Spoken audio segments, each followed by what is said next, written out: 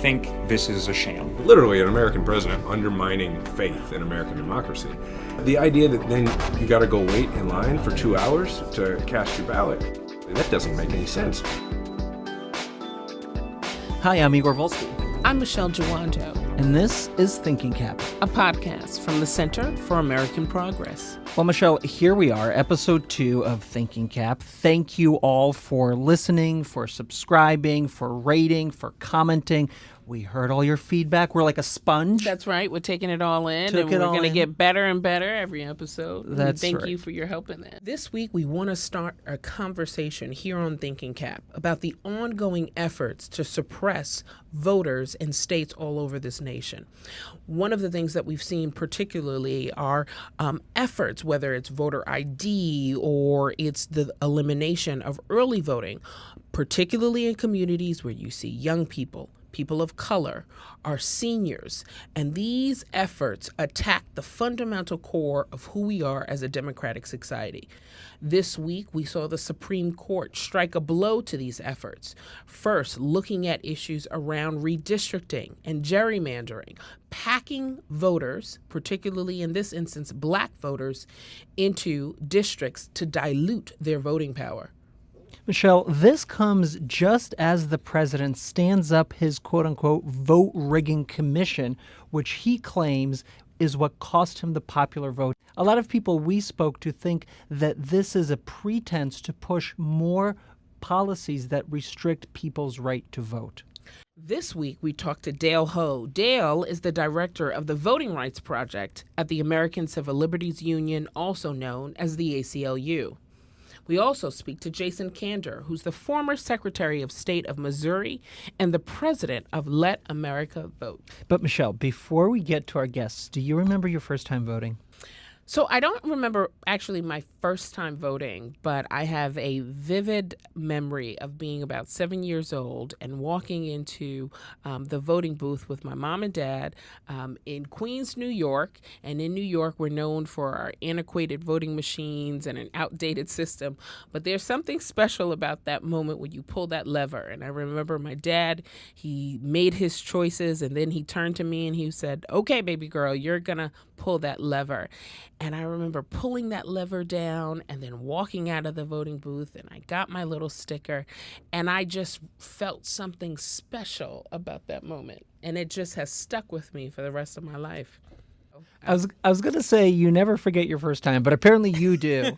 My first time was back in 2008, so like 9 years ago. You know, we immigrated to America from Israel in 93, and the immigration process took so long. We didn't become citizens until 2008, and I remember waking up on that election day, making my way down to my polling station, waiting in line with everybody, overhearing their conversations, who they were going to vote for. And when I finally got into that voting booth, I really understood for the first time, and this is going to sound a little cheesy, but honestly, I finally kind of got what it really means to be an American participating in this democracy, in this republic, and why people over our long history have put their bodies on the line to protect and to expand the franchise. We began our conversation with the ACLU's Dale Ho by asking him to talk about the long history of voter suppression in America.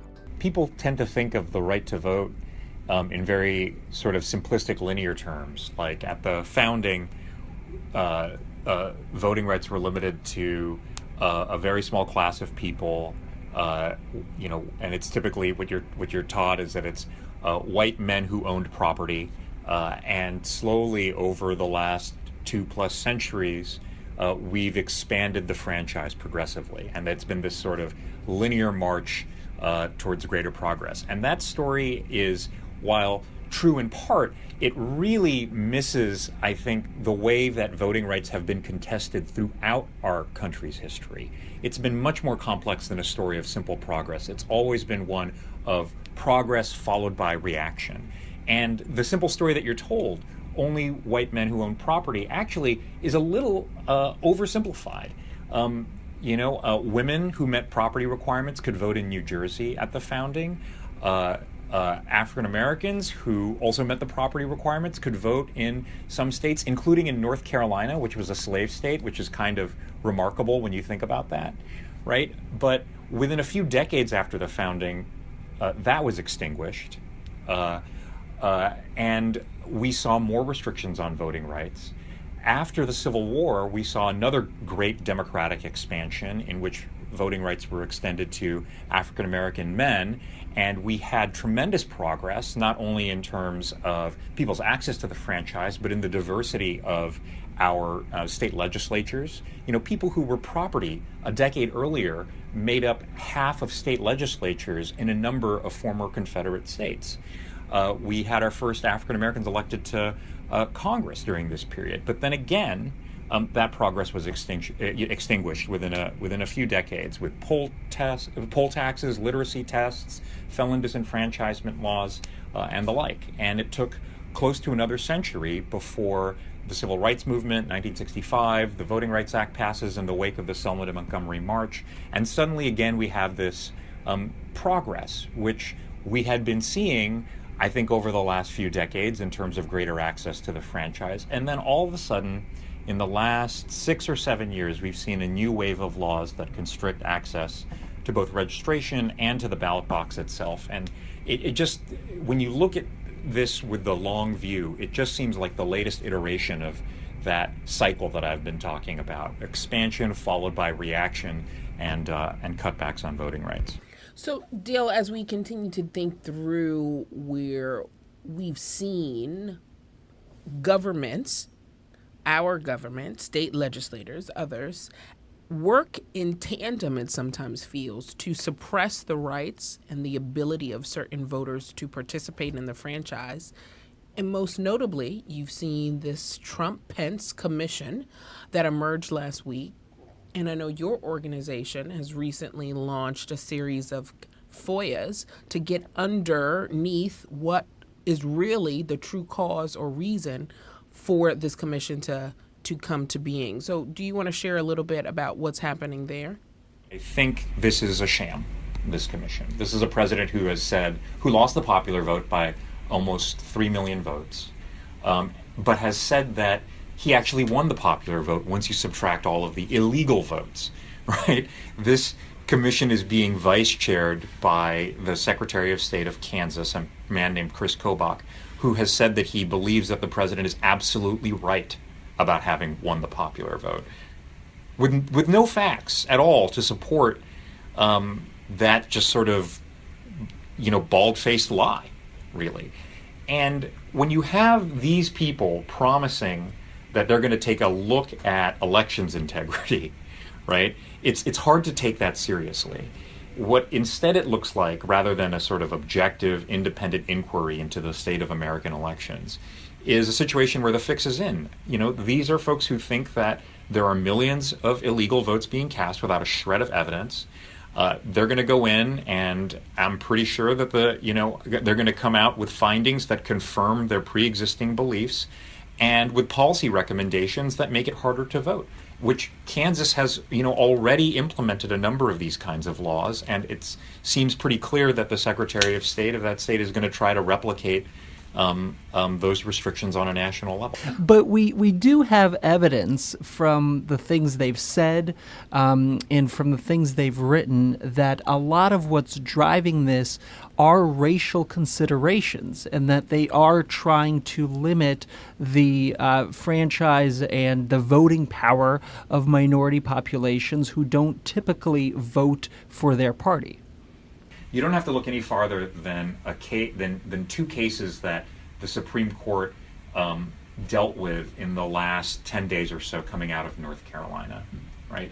In North Carolina, first, there was a decision by the Supreme Court not to hear a case, and it left a ruling of a lower court in place which struck down that state's voting restrictions, a strict identification requirement, the elimination of 7 days of early voting, the elimination of pre-registration for teenagers, the elimination of same-day registration during the early voting period. And in that case, what the North Carolina legislature did is they went around the state looking for race data. They asked the university system, give us race information on who holds student ID cards. They ask the Board of Elections, give us race information on who uses early voting and same-day registration. They ask the DMV, give us race information in terms of who has DMV ID cards, like driver's licenses and state IDs. And then, poof, lo and behold, when their bill emerged after this legislative process, at every step it cut back on forms of voting that were disproportionately used by black voters. So early voting, we're going to cut a week of that. Same-day registration, disproportionately used by black voters. We're going to get rid of that. Student ID cards, disproportionately held by black voters. Now you can't use those student ID cards for voting. But driver's licenses, disproportionately held by whites, you can use those for voting. So every decision the North Carolina legislature made was with an eye towards these demographic shifts that are happening in the electorate to try to lock themselves into power.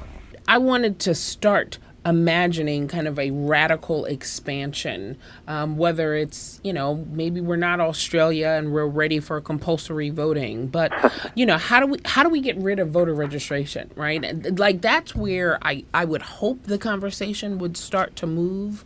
And I think you have to start to imagine and speak these things in order for them to happen. Yeah. So what is your kind of radical idea? Well, the idea isn't that radical. That if there was one thing that I could do that would, I think, dramatically improve people's access to the franchise, it's something that's been practiced in a number of states for decades, blue and red states alike, and that's election day registration, right? The states that have it, there are about 15 of them, have turnout that is on average 10 percentage points higher than the states that don't. And it's not just sort of your blue states that do this. States like Idaho, Wyoming, pretty red states also have election day registration, and some of them have had it for decades. But here's the thing, maybe there was an argument that, back in the days when everyone was registering on paper and we were voting on these IBM punch card machines, that it didn't make sense to let people register at the polls. It's too complicated. How do you know who people say they are? But today, in 2017, there's absolutely no justification when states have computerized voter registration systems. They can verify who you are in, if not real time, then something close to it. That there's no reason why people shouldn't be able to, with the same ease that they hail a car through a service like Lyft or Arrow, or order something from Amazon, that they shouldn't also be able to exercise the most fundamental right in our democracy in the exact same easy and simple and technologically sophisticated way. Well, Dale Ho is the director of the ACLU's Voting Rights Project and supervises the ACLU's voting rights litigation and advocacy work nationwide. You can follow him on Twitter at Dale_E_Ho. Dale, thanks so much for joining us. Thank you so much for having me on.